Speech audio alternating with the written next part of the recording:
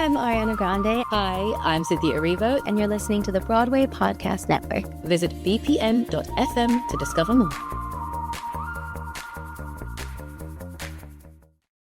Hey, it's Paris. You know I love sparkly things, right? Like stars. Duh. And thanks to Hilton and AutoCamp, I just slept under them.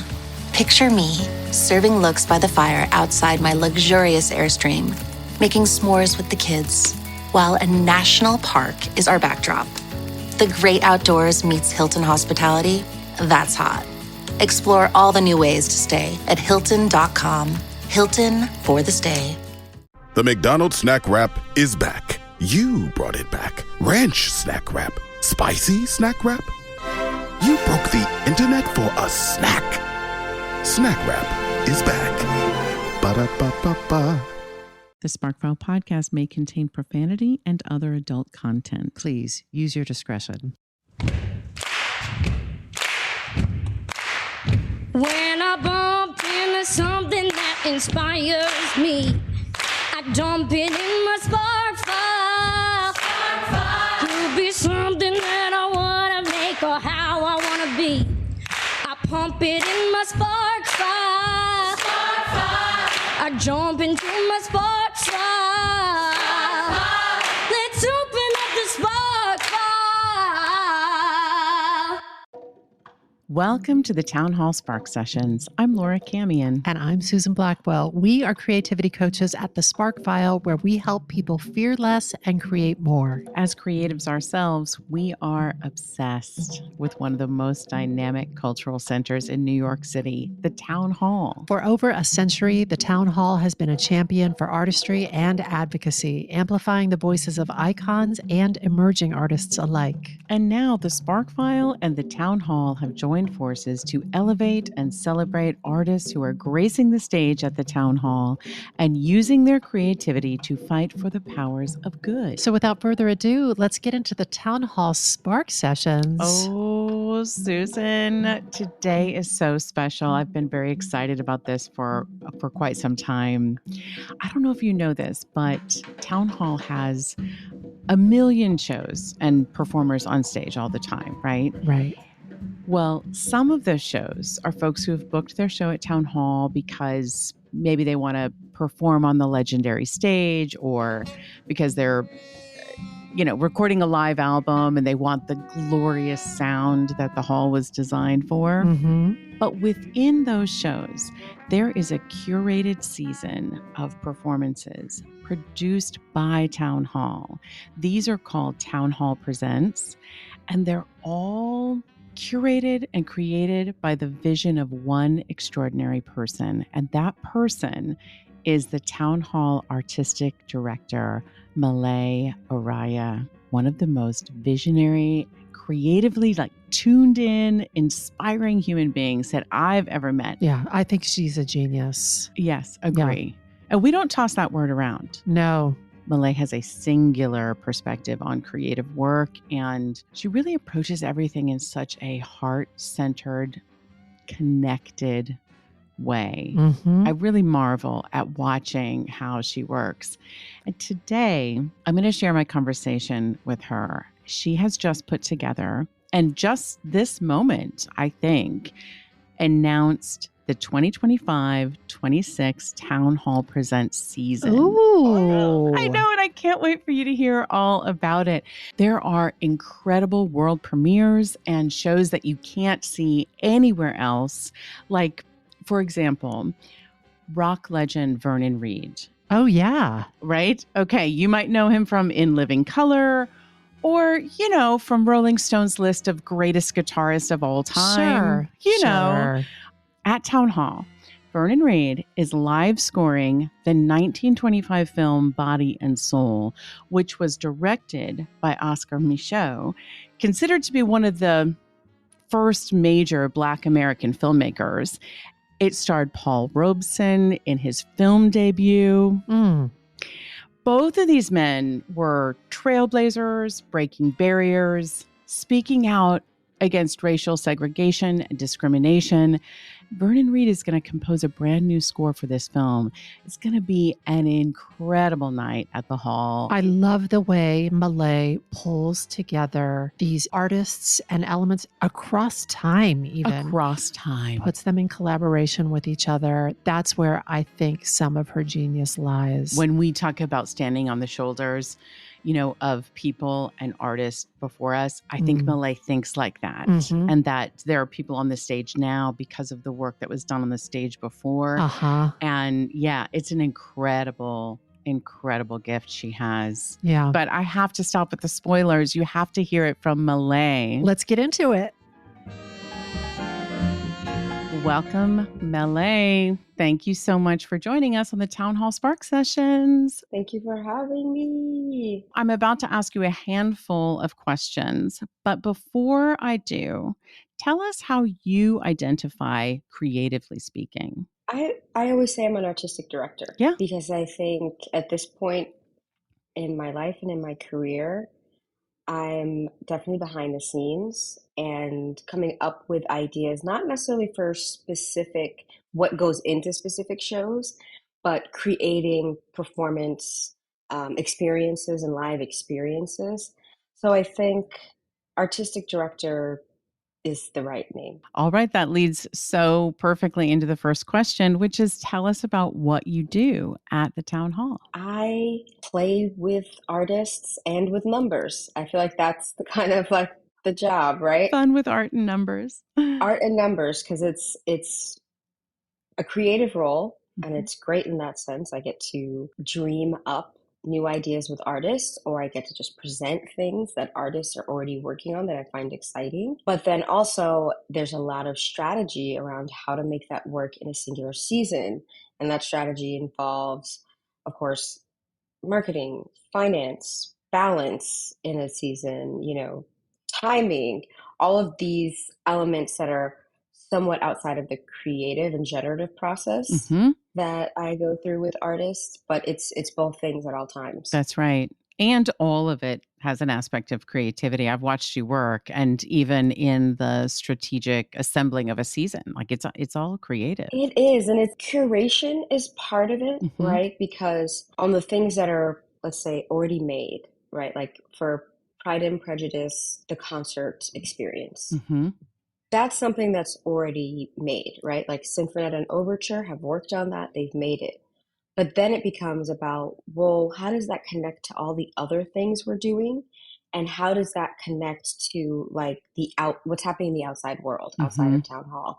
So there is curation and strategy in placing beautiful things in each other's context that I think is really curation. And then with the shows that we're building, I mean, I don't even know what to call that process.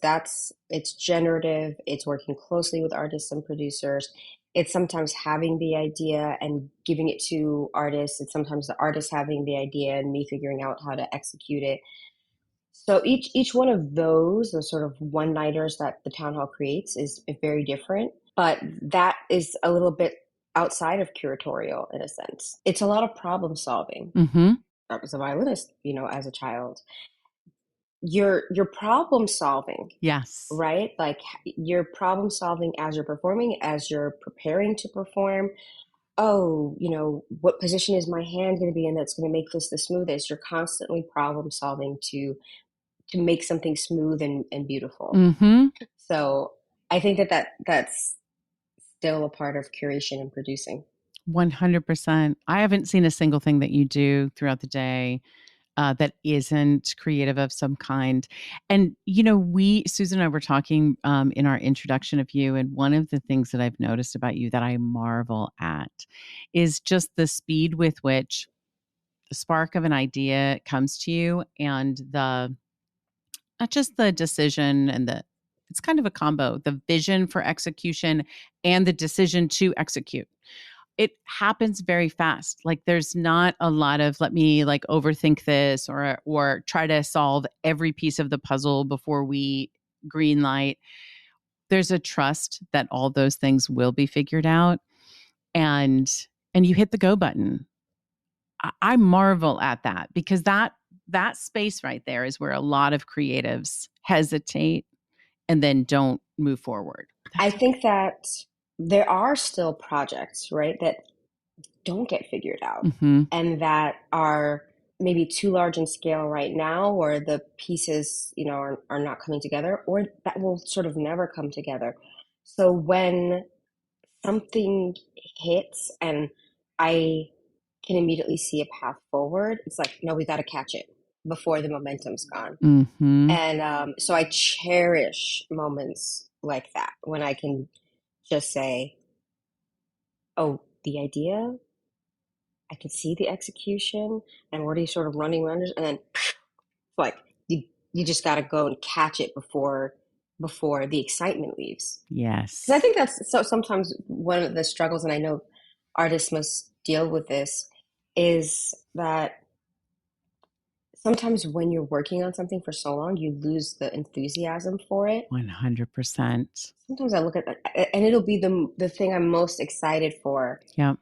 You're just trudging through it, of course, and figuring out all the problems. It's not like they cease, right? So that's right. It's, problem solving begets more problem solving sometimes in production. And so anytime I can just something I think will work, I'm like, no, we got to do it. We got to do it. And let's go. Let's get the wheels in motion. Yeah. I love that. You're speaking our language, because at the Spark File, that's really what all of our courses are designed to help with. That very thing you described, that's like, I wanted to do this, I started to do it, and I lost my way. I got lost in the weeds. It felt hard. It was arduous, and I lost my enthusiasm for it. Ugh. And so learning to find our way through it to completion is a whole art form in and of itself. Yeah. I want to know specifically, I believe on this very day that this episode is airing, I believe that Town Hall will be announcing the 2025-26 season. So can you tell us more about your vision for the upcoming season? I mean, it's a little bit of the cornucopia, right? Like, I think about it like that. Like, there's a container which is visible, and that's like our beautiful, beautiful space.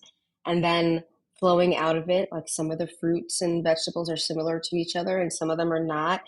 But I want it to have that feel. Like when you drop a basket of fruit and like they all stop rolling at different times, like that's kind of how I envision the season. One of the most important parts of the season is, of course, girlhood, and that'll continue to develop and we'll continue to find ways to have meaningful hold space really for teens and women in their young in the early 20s. That to me is like a unifying force behind this, and I think as a woman, also just as somebody who's paying attention, yes, it's needed. Yes, it's needed to have this kind of space and to promote the things that are tossed away or deemed insignificant because they are dealing with girls or girlhood. So I think that's one big through line throughout the season. I love your vision for girlhood and all that it contains, because it even it's very fresh and modern and taking a look at the things that are happening in the world right now, and also includes some Jane Austen, who was exploring these concepts in her time and what it meant to come of age as a young woman. And, what are the circumstances within your control, out of your control, and how it feels within those realities. So, like, I can't wait to learn. Like, I'm an elder millennial, right? Yes. And my girlhood is not their girlhood. That's right. They're living in a completely different world that I couldn't imagine navigating. And maybe they'll look at the world that I grew up in and say, oh, I can't imagine navigating that. So learning from them, like with our Girl State of the Union, what they're experiencing, what their political aims are. And of course, they'll be diverse, just as they were in every other time period. Not all girls feel the same way. That's right. And not all girls have the same world views and sets of values. But if we look at the history of culture, certainly in this country, and I think we can say that that is true elsewhere as well, culture is driven largely by women, and certainly pop culture in this country is driven by girls and girls' tastes. So, it's so funny seeing men who end up winning major awards. It's like, that was a teen idol. Well, it's interesting you say that, because doesn't the season also include an orchestrated evening of Taylor Swift music? It does. And I'm still at the beginning of my Taylor Swift journey, but I'm fascinated generally by the culture that is developed in fandoms, right? So somebody who's like, firmly older in the Beehive and all that, that moment when they were both on tour and seeing the creativity of the fandoms, and then like the next summer seeing the creativity of the Barbie fandoms and how people were dressing, going to the movies. I think some of my own personal interests, and I think in general, cultural organizations are waking up to the fact that teens, in particular girls, with fan fiction, with the kind of bracelets, that the friendship bracelets they make at the Taylor Swift concerts. I went to my first K-pop concert a few months ago and got a whole bunch of free stuff from girls. Wow. Right? Because they just make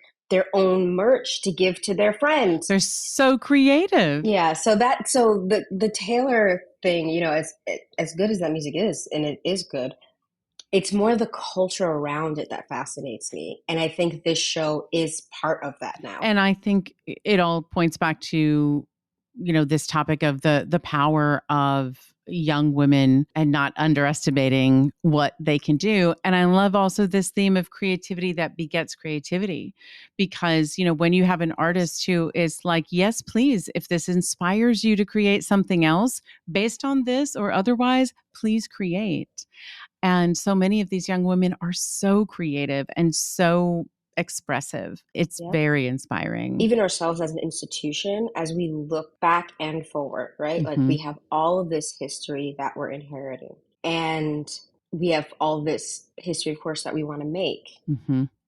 But some of that, you can't perform a song without knowing some chords, right? You have to know what you're building on.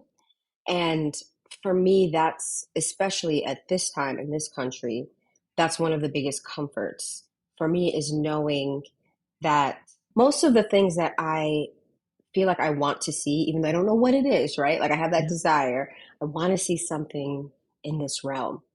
There is something in the past that is its ancestor. And that always gives me like a sense of confidence about it, because somebody already did something daring before that makes it possible for us to do something daring now. So, I had a great conversation 2 days ago with Vernon Reid, who I love, like just the best. You want to talk brilliant astral thinking. But we were talking about body and soul and how Oscar Micheaux, how do you dare to do that in the early 20th century? That's right. How do you say, I'm going to be a Black independent filmmaker? With no industry support, obviously. Yeah. But this is the same time as lynchings. Exactly. Right? In the face of everything that the world is trying to tell you, that you decide that won't be my truth. It won't. And his visionary thinking and actions. And then there's Paul Robeson, right? Who's also in that film. So we were just talking about how we don't want this to be like, a recreation of what music would have sounded for a silent film in 1920. No. These folks were talking about stuff that people are now putting to paper in 2025. It's going to be funky. It's going to be mixed media. It's going to, it's not just going to be the strings playing, when a man turns a corner. You know what I mean? It's not going to be that. So in that same way, like someone as iconic and daring and groundbreaking as Vernon Reid, he's looking at Robeson and Micheaux and saying, I could be even more daring. I can build on that. Yes. Like we need to show people just how radical and brilliant and forward thinking, ahead of their time these men were. And 100 years later, we're gonna bring someone else and a whole new group of musicians to really funk it out and create some weird time travel-y kind of ancestral build off of the legacies of these two men. And Vernon will never say this, but to me, that night, Vernon Reid composing a score to this film that starred Paul Robeson, made by Oscar Micheaux, it's the meeting of three geniuses. That's right. A meeting of three Black male geniuses. And it's one of the other themes that runs, there's several themes that run through the season, but Black brilliance you have talked about as a theme that runs through. And this is a world premiere, correct?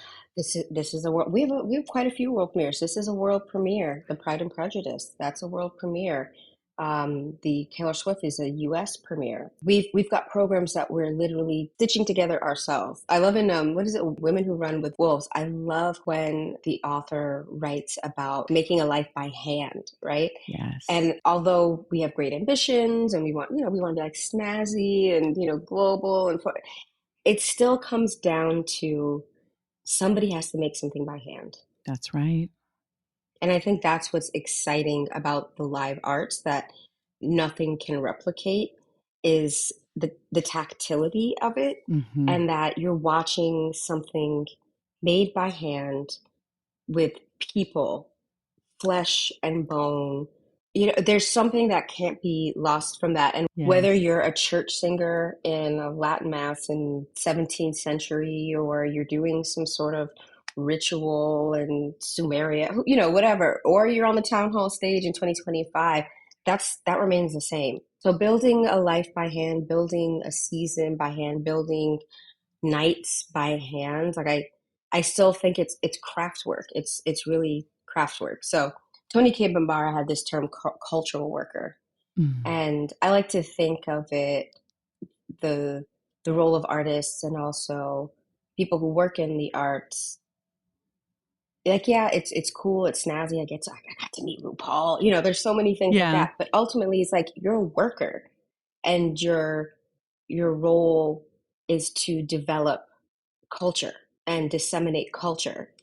Yes, and in a way, consume culture, interpret it within you, and output a creative self-expression that contributes back to culture. And you're doing it every day at Town Hall. Obviously, a whole bunch of ideas sparked you in regard to the upcoming season. But right this minute, can you share something that is sort of sparking your creativity right now? I love TikTok. And I had a TikTok fast. And then I was like, now I'm on Reddit a lot because I'm on TikTok fast. And I was like, and I'm not getting much out of it. So why don't I just limit my time on TikTok? There you go. So I went back to TikTok, although I do still love Reddit.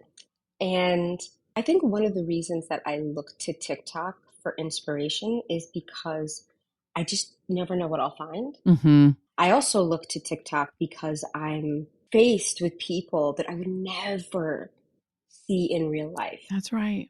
I know about a South African cellist because of TikTok. And I'm learning about medieval labor politics through TikTok, right? And granted, that's, I do feel like some of the advantage that my generation had was like having library skills and research skills, and having to do things by hand and then gaining these tools. Because I think I can't imagine life without that. I think this would be an overwhelming place. But having these little sparks of interest, that I then can pursue in a more meaningful way offline. I think I'm in love with that use of, in particular, TikTok, right? Like it starts here and then boom, whatever sticks with it. I think I've talked to you about the book I read because someone did a TikTok about how the Nazis were on amphetamines. Yes. And I was just like, I have to understand this. And the rabbit hole, so that book, and then it's like, wait a minute, everybody's been on amphetamines during wars. But that all started because of TikTok. All because of TikTok. Right? I was just going to say, you're describing what my personal belief is like the best use of it to spark inspiration and then set it down and go learn more about a thing, dive fully into a thing.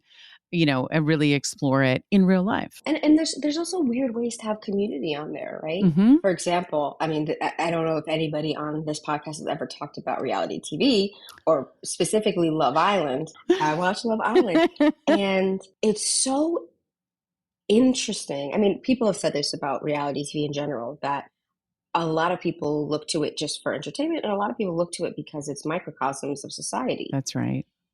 And so in particular, there's this one relationship on Love Island that has brought out all of the romance girlies and book talk people and all of this. And it's so fun. Now book recommendations are being sent around. People are making fantastic edits. It's sparked all of this creativity to the point where people are actually starting to think about, because this relationship has really taken off, thinking about how this community of people who were living off of tidbits, right? Like it's kind of a friends to lover situation. So you have to be really perceptive to see that these people like each other. To be like, oh, you're delusional. Hey, now we're together, right? So now people are saying, wait a minute, we could organize off of this. And so there are even political theorists talking about this, right? How hope and what people were calling delusion, but people like me who were in favor of the relationship were saying, no, we see it. So it's just the way that something like this can explode in so many directions, create a community. I mean, in that sense, it's really fun seeing people inspired or just in a cult-like frenzy over a relationship. It's actually inspiring. She's brought out a lot in myself, and I think a lot of people that I've spoken to, this like trust and protectiveness around people who are hopeful, hopeless romantics, emotional, sensitive. So this is my way of saying I think there's wisdom and inspiration everywhere. And I, in particular, find a lot of it on TikTok and sometimes, the things that TikTok leads to. I love it. Tell us, as a creative, how are you navigating this particular moment in time? I think, honestly, working. Yeah. Being in community with people who care and are sensitive. I think one of the hardest things to maintain in the last, I don't even know how many months, is hope. Yeah. Hope and motivation. So I think the little sparks and sort of like little interventions in a day. I've got my coloring books. I've got my collage stuff. I've got my silly reality TV, and also deep, meaningful conversations that are real. Yes, that's that right. are real. That are like, no, I'm actually afraid. Yes. Like I'm deeply, deeply heartbroken. I'm deeply heartbroken. I'm enraged. I think creating little check-ins to calm oneself, or at least to see color, for me is huge. Yeah. And then honestly, like getting local. I think that for a lot of people, the timing of the last election and the beginning of Zohran's campaign gave people something to do. And so I think the one thing that I'm trying to do is just like stay active politically, artistically, with family and friends. Just continuing to show up is a radical act of, defiance, showing up each day. And the work that you're doing at Town Hall, you need to know, like, from an outsider's perspective, you're putting meaningful work on this stage that will help others to find that line of hope, just a little thread of hope that they can cling to, or to find community that they might connect with to help each other get through this moment in time. I mean, I saw something once, I forget where it was, but it was a theater that was definitely, it's a theater piece that was definitely very political and made a talk back. And it was in New York. Someone got up and said, what is this for? We're not the people who need to be converted. But I think people need battery packs too. Oh my right? God, like, yes. Not everything is about changing your mind. It's about being energized. And so being in a room where someone says a slogan and the crowd erupts, or where someone is speaking and touching people's hearts, and you're in a room of, even if it's 50 people, I think we need to be together and all able to look around and say, like, you're seeing this, right? It's what's going to save us. We're not alone. Melay, you work really, really hard. You're committed to your creativity. What's it all for? I think because of my own personal experiences, and the experiences of people around me, I really feel deeply that art and the humanities are our lifeblood and are our medicine. That belief carries me through everything. Because otherwise, this stuff is hard. Like, why do it? I could do something else. But I think the fact that I also am so changed after each amazing show I see, or book I read, or talk I go to, I want that for other people as well. And I know that I've had a lot of access to that over the years. Just one, by being born and raised in New York City, two, having parents that were very encouraging.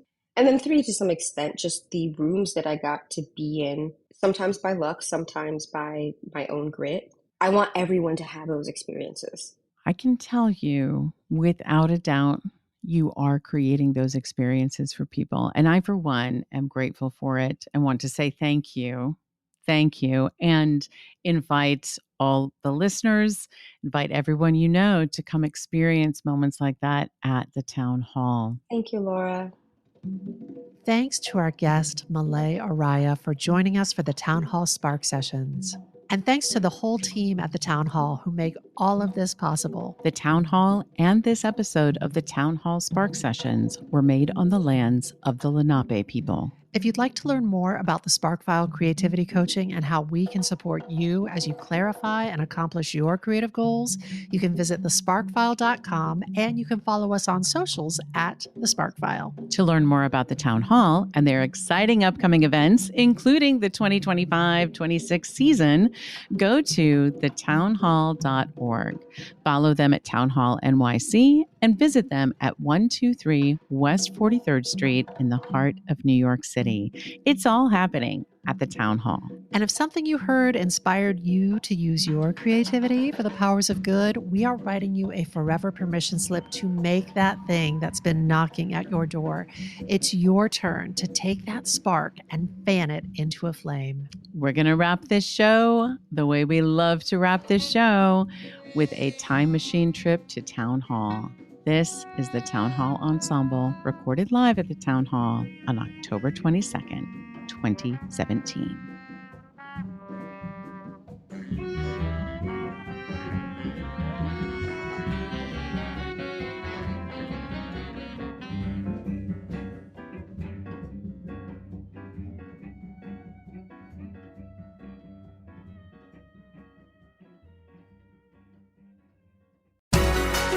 Hey there, I'm Alan Seals, host of the Theater Podcast, a weekly podcast that takes you behind the scenes with intimate personal conversations that include the biggest stars on Broadway, TV, and film. My podcast has over 350 episodes with guests including Stephanie J. Block, Carrie Butler, James Monroe Iglehart, Andrew Barth Feldman, Alex Brightman, Patti LuPone, Ramin Karimloo, Brian Stokes Mitchell, and even TV stars like Isaac Mizrahi, Ariana Madix, Michael Urie, Eddie Izzard, and literally so many more. My guests have spilled secrets, told coming out stories, discussed their fears and successes, and even had huge epiphanies live in the episodes, so you're bound to hear some things from my guests that you've never heard anywhere else. I've also got many deep dive takeovers on the podcast, which are consecutive episodes dedicated to cast and creatives from a single show, like The Outsiders, Back to the Future, and Juliet, Wicked, Beetlejuice, Hadestown, Frozen 6. I could go on. Can you tell I like theater? I've definitely got something you're going to enjoy. So go ahead, search for your favorite star and listen to their episode. You can find all the info about the podcast at bpn.fm/TTP, on the Broadway Podcast Network, or anywhere podcasts are found. If you need that link again, it's bpn.fm/TTP. Take a deep breath, make the world a little colorful.